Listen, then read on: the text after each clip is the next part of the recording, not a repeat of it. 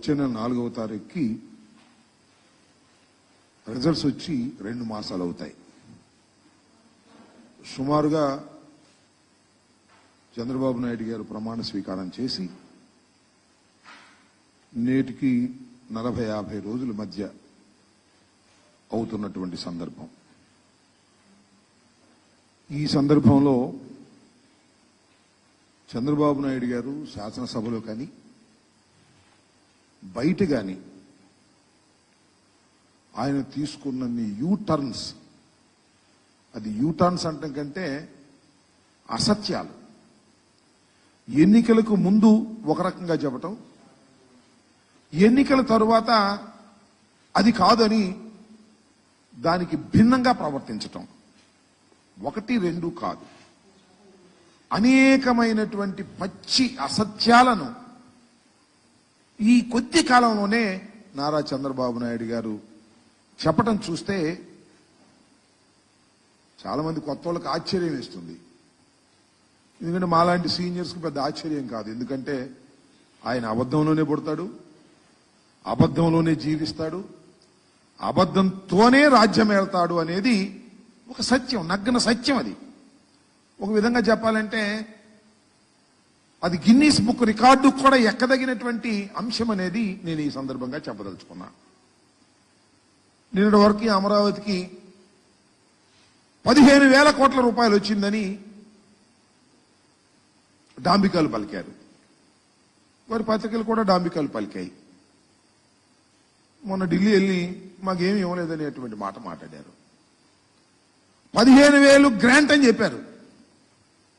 మళ్ళా చూస్తేనేమో వివిధ సంస్థల ద్వారా అప్పు ఇప్పించడానికి కేంద్రం తన బడ్జెట్లో చెప్పింది. ఈయన అడిగింది కూడా అప్పే. మాకు గ్రాంట్ ఇవ్వమని అడిగేటటువంటి ధైర్యం కానీ అలిగేటటువంటి సత్తా కానీ నారా చంద్రబాబు నాయుడు గారికి లేదనేది చాలా స్పష్టంగా అర్థమవుతుంది. అప్పు ఇప్పిస్తారట, ఈయన అప్పు తీసుకుంటాడట. ఆ అప్పు ద్వారా 15,000 కోట్ల రూపాయలు డిఫరెంట్ స్టేజెస్లో దాన్ని చేస్తారట అనేది ఒక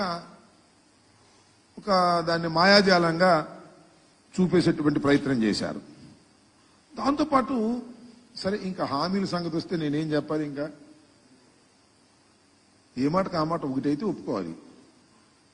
అన్నీ మనం కాదనలేం. కానీ చంద్రబాబు నాయుడు గారు 4,000 ఇస్తానన్నాడు, అది మాత్రం ఇచ్చాడు 1 నెల. నెక్స్ట్ మంత్ ఆ తర్వాత ఏం జరిగిందో మనం చెప్పలేం. ఇస్తాడు, కొంత దూరం పోయిన తర్వాత అనర్హులు చాలా మంది ఉన్నారు,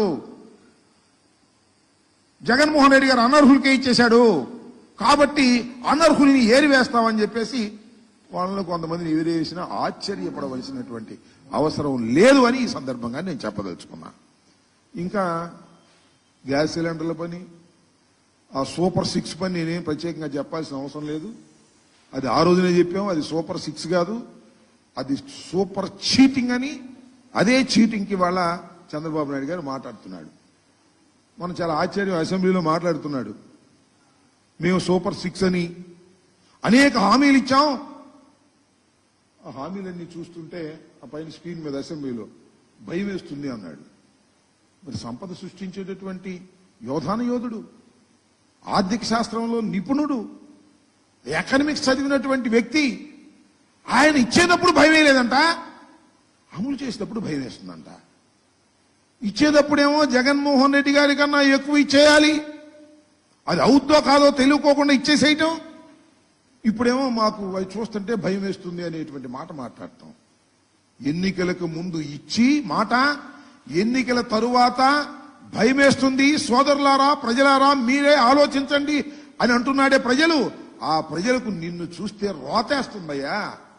హామీ ఇస్తావు, హామీ నిలబెట్టుకోలేని నీ ముఖాన్ని చూసినప్పుడు ఆంధ్ర రాష్ట్ర ప్రజానీకానికి రోత వేసేటటువంటి పరిస్థితి, పశ్చాత్తాపం ప్రారంభమైంది. అయ్యయ్యో ఎందుకు వేసాంరా, చంద్రబాబు నాయుడు గారి మాటలు విని ఎందుకు ఇన్ని అబద్ధాలు నమ్మి మనం ఎందుకు ఓటేశామనేటువంటి పశ్చాత్తాపం రాష్ట్ర ప్రజల్లో 2 మాసాలు నిండక ముందే ప్రారంభమైంది.